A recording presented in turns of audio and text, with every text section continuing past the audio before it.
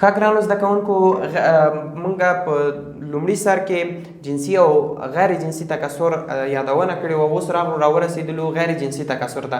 غیر جنسي تکثر کې نه ګرده او نه تخمه دوی ونډه بیخي اخلي نه، خو یو نبات نه یو برخه قطع کیږي یا د یو نبات برخه راخیستل کیږي، په بل نبات کې پیوند کیږي، او یا هم د یو نبات نه یا د نبات نه یو برخه راخیستل کیږي، هغه په ځمکه کې کیښودل کیږي تر څو یو بل نبات تشکیل شي.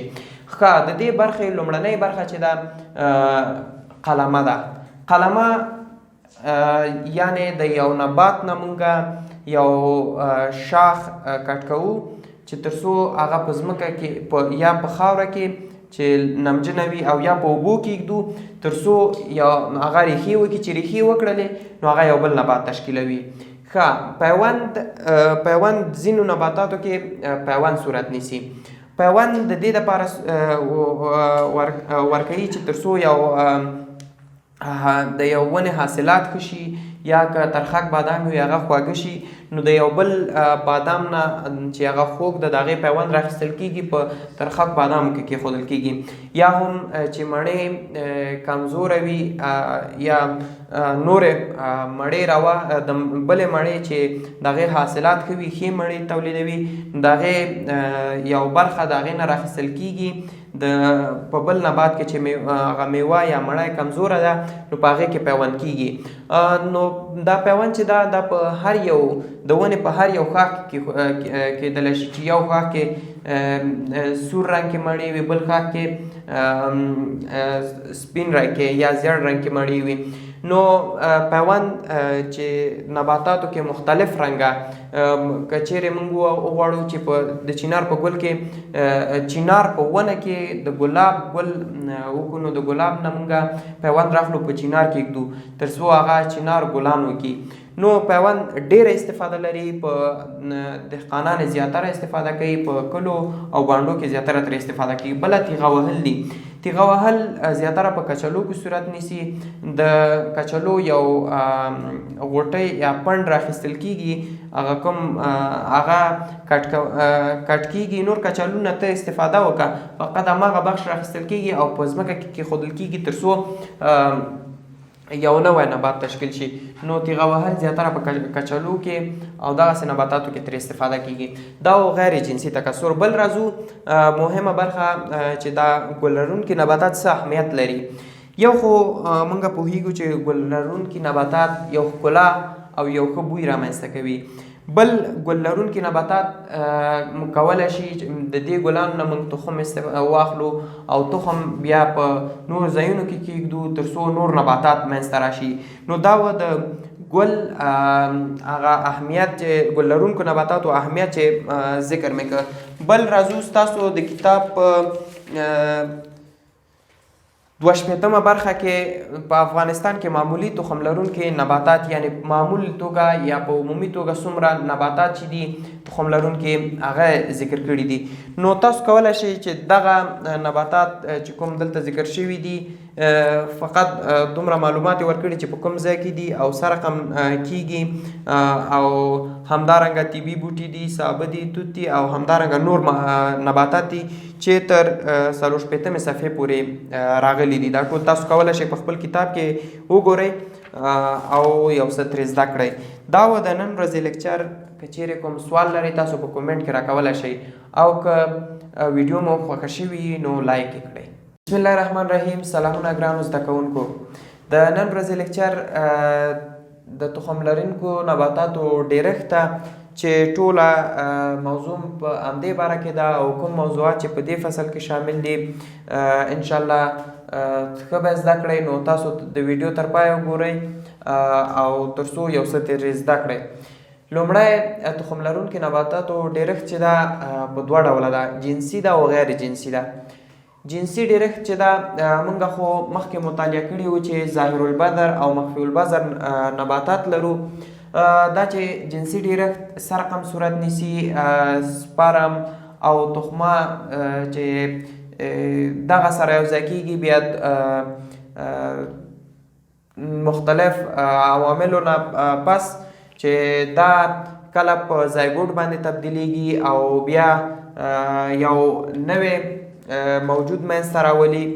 نو په دې کې چې کوم تغییرات منځته راځي په د ظاهر البذر او مخفي البذر نباتاتو کې، نو ظاهر البذر چې دي ګل او میوه نه لري، او مخفي البذر چې دي دوی چې دا هم میوه لري او هم ګل لري. یعنی په میوې کې د دوی چې هغه زایګوټ تشکیل کېږي په میوه کې. نو دواړو ترمنځ فرق دا ده چې ظاهر البذر چې دي دوی هغه تعداد چې دا کوم تعداد چې دا هغه کم ده، ظاهر البذر چې دا دغه میوه نه تولیدوي او د مخروطیانو په نامه یادیږي، ځکه چې د دوی چې کوم دغه غوزي دي دا د چش په شکل دي، مخروطیانو په شکل دي. دوه ډوله غوزي لري، لوی او کوچنی. دا کوچنی غوزي چې دي دا د نازکو او کاغذ ډوله فلسونو څخه جوړ شوي دي. دا چې فلسونه څه دي تاسو په آینده صنفونو کې لولئ.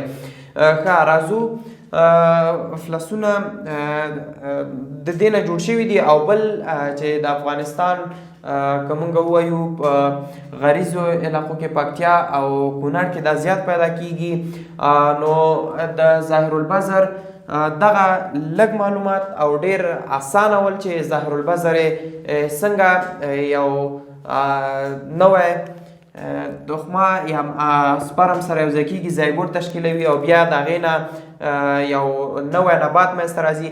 که چیرې دغه تخمه او سپرم په دې کې چې کوم دا سره یو ځای شي او زایګوټ باندې تبدیل شي، چې کله په زایګوټ تبدیلیږي نو دوی په منځ کې چې دا کوم فلسونه دي دا خلاصیږي او دغه کومه ماده چې زایګوټ تشکیل شوی ده، یعنی دوی ترمنځ جنسي یو ځایوالی شوی ده او کومه هغه چې لاسته راځي هغه په ځمکه باندې غورځي. که چیرې ورته شرایط مناسب ول نو ظاهر البذر نباتات که چیرې مونږ غټ مثال ورته ناجو ویلی شو دا تشکیل کیږي. که چیرې شرایط مناسب نه ول نو نه تشکیل کیږي. بیا به هم یادونه وکړم چې د دې دغه تعداد چې ده ډیر کم ده. مثلا ځکه په دښتو کې په غرونو کې او زیات ځینې وخت په اوبو کې هم راشن کیږي. نو مخفي البذر چې دي دا هم ګل لري او هم ګل لري او هم میوه لري. نو راځو مخفي البذر موضوع ته. ظاهر البذر خو تاسو پوه شولې چې دومره کم معلومات لري. راځم تخته پاکوم. مخفي البذر بخش ته راځو. ښه ګرانو زده کوونکو، راځو بلې موضوع ته چې مخفي البذر ده. مخفي البذر یعنی ګل لرونکي، ښه ګل لرونکي دي. دا چې هغه کوم سپرم چې دا او یا تخمه دوی چې دي په یا د داخل د ګل په داخل کې دي یا هم یو ګل ده او په یو ګل کې سپرم ده، تخمه ده او په بل ګل کې سپرم ده. سپرم د مختلفو عواملو یا د باد ده یا مچۍ چې کله په دغه ګل باندې کینی د هغې نه ګرده اخلي او بیا په هغه بل ګل ته یې وروړي، هلته دوی القا کیږي او بیا زایګوټ تشکیل کیږي. نو دا چې دا په یو ګل کې پټ وي یا په همدې تخمدانونو په نوم باندې یو ځای ده چې په دې کې پټ کیږي، نو ځکه ورته مخفي البذر یعنی پټ زړي په نوم باندې یادیږي. ښه راځو اوس ګل ته. په دې کې یو برخه چې دلته مونږ وویلې چې ګل لرونکي دي، نو راځو ګل تشریح کوو چې ګل څه شی ده. ګل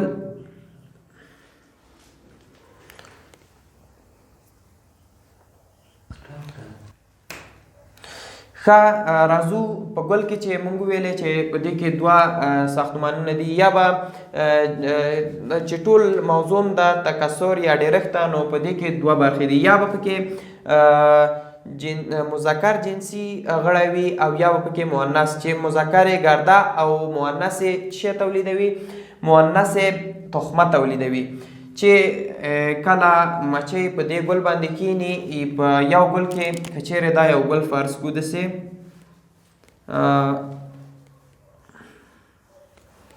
داسې یو ګل دا فرض کوو چې دا یو ګل شو او دې خواته یو بل ګل دا فرض کوو چې دا یو ګل ده. په دې کې یو جنسي غړی چې دا ګرده ده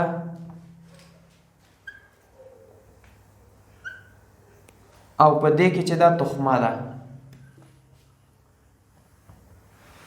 همیش وخت ګرده د مچیو یا باد په واسطه راوړل کیږي په تخمه باندې چې تر څو تخمې سره یو ځای شي او بیا دا القا شي او زایګوټ تشکیل شي. چې زایګوټ تشکیل شو بیا میوه منځته راځي او تر څو دغه ګل لرونکي نباتات چې دي دا په نړۍ کې بشتره دي ځکه چې په دا په خپله هغه زړي چې کوم لري زیات لري او بل د نړۍ په ګوټ ګوټ کې چې موږ وګورو د دوی دا ګلان زیات وي او بل دا خبره چې زیاتره نباتات چې دي ګلان لري موږ یې نه وینو خو کله چې موږ فکر وکړو په ځنګلونو کې د پسرلي په وخت کې دا ګلان زیات وي نو په هغه وخت کې ګلان لیدل کیږي. ښه ګرانو زده کوونکو د ګل جوړښت ته راځو. د ګل جوړښت 4 برخې لري خو لومړی باید موږ پوه شو چې سټامینز او پسټل څه شی ده.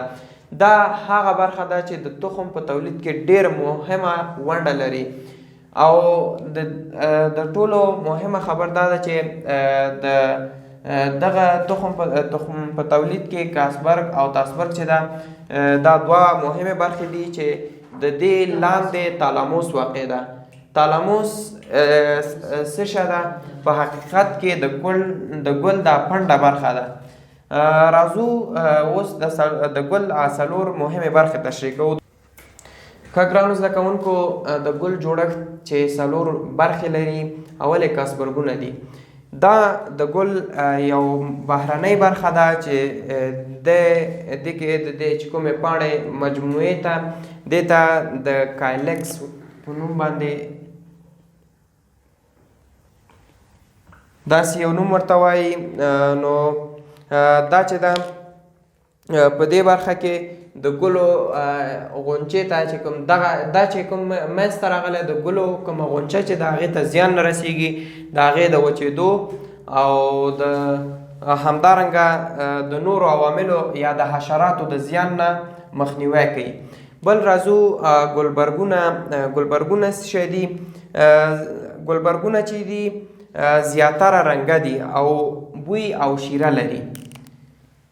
رنګه دي، بوی او شیره لري. ښه د ګردشیندونکو کم عوامل یا مرغان چې دي یا مچۍ چې دي دا چې کله د نبات نه ګرده راواخلي او شیندي نو دوی یو خاصیت لري. دوی ګلبرګونو ته یو بل نوم چې ده ورته پیټل نوم هم اخلي چې وخت ما یادونه وکړله نو دلته ښه تشریح ورته ورکړې. دوی چې دا هم بوی لري او هم شیره لري چې دوی د دې سبب کیږي چې هغه کوم مچۍ یا هغه چې راغلی یا مرغۍ یا کوم بل شی چې راغلی ده چې ګرده یې راوړي ځان سره هغوی جذبوي تر څو دلته ګرده واچوي. او بل برخه سټامین برخه ده. سټامین څه ته وایي؟ سټامین د مذکر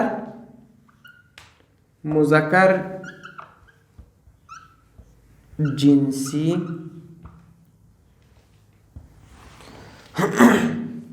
ښه دا د مذکر جنسی موږ ورته د هغه نوم اخلو چې وخت هم یادونه وکړله چې ګرده ده. مذکر جنسی غړه ده. ښه چې دا ګرده تولیدوي. ښه چې ګرده تولیدوي نو ګرده تولیدوي او بله برخه چې پسټل ده مؤنث جنسی غړی ده.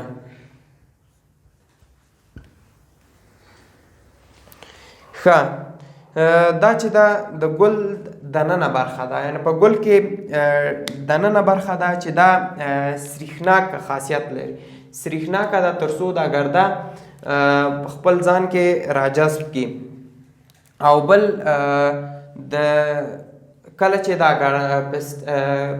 ګرده یې ځان ته راکش کړله نو همدلته تخمه القا کیږي او بالاخره زایګوټ تشکیل کیږي.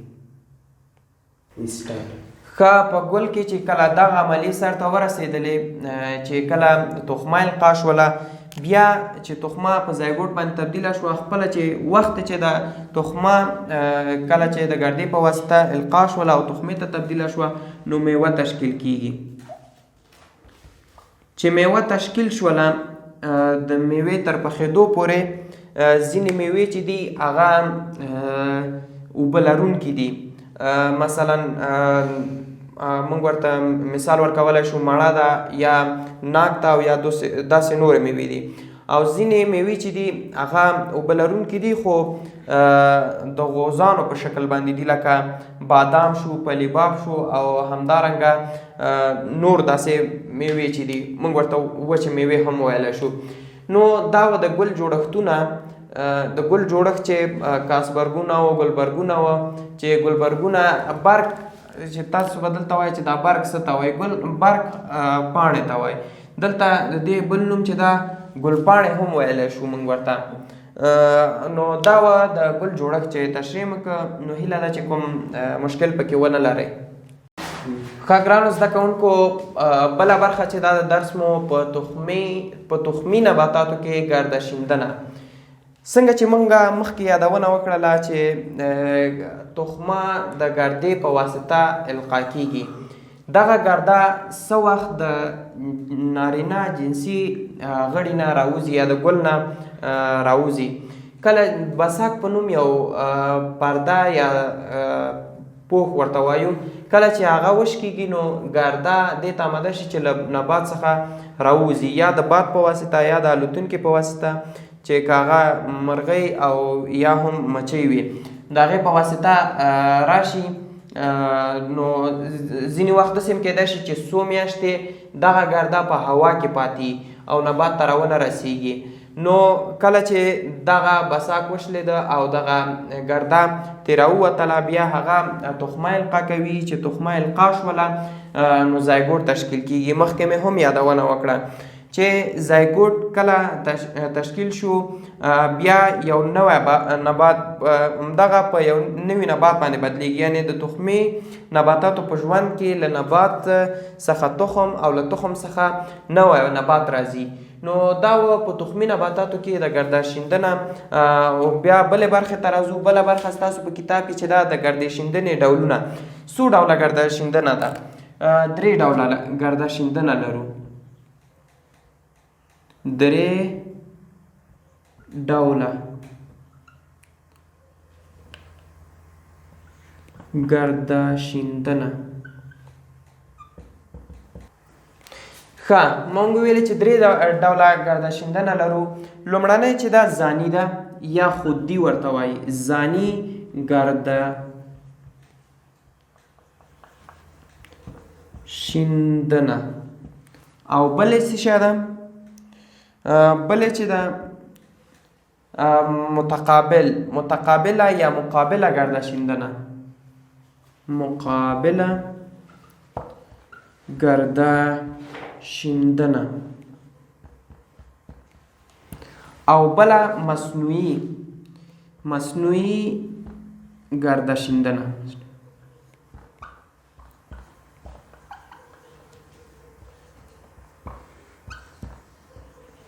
ښه، ځاني ګرده شیندنه په هغو ګلانو کې صورت نیسي چې مذکر جنسي غړی او مؤنث جنسي غړی په یو ګل کې شتون ولري. یعنې هم ګرده او هم تخمه دواړه په یو نبات کې شتون ولري، په یو ګل کې شتون ولري. نو په دې ځای کې ځاني ګرده شیندنه کیږي. مقابله لکه څنګه چې موږ مخکې تشریح کړه، د هوا او یا هم د الوتونکي او یا هم د حشرو په واسطه چې کومه ګرده تخمې ته وړل کیږي د یو نبات څخه بل نبات ته، نو هغې ته مقابله ګرده شیندنه وایي. بله مصنوعي ګرده شیندنه ده چې دا د یو ښه فصل د لاسته راوړلو لپاره چې ځینې دهقانان ترې استفاده کوي او ځینې نور فارمونو کې ترې استفاده کیږي چې نبات یې ښه وده وکړي او ښه حاصل لاسته راوړي، نو د مصنوعي ګرده شیندنې نه استفاده کوي چې د مصنوعي ګرده شیندنه د انسانانو په واسطه کیږي. نو دا وه 3 ډوله ګرده شیندنه. راځو بلې برخې ته چې د ګردې شیندنې عوامل څه شی دي. ښه ګرانو زده کوونکو، د ګردې شیندنې عوامل څه شی دي؟ لکه څنګه چې مونږ مخکې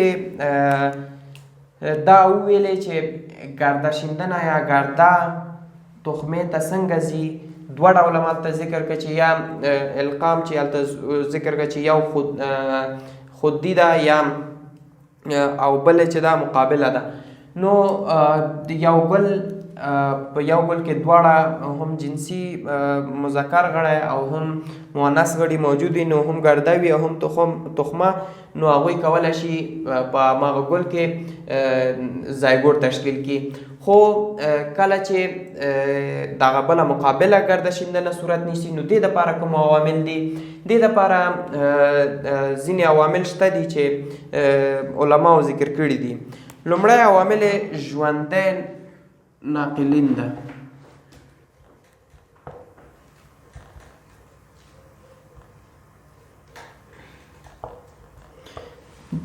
د یو ژوندي موجود په واسطه چې هغه ګرده واخلي، تخمې ته ویسي، مثلا یو الوتونکی ده، هغه ګرده راخلي او یو بل ګل ته یې وروړي، نو هلته تخمه القا کیږي او زایګوټ تشکیل کیږي.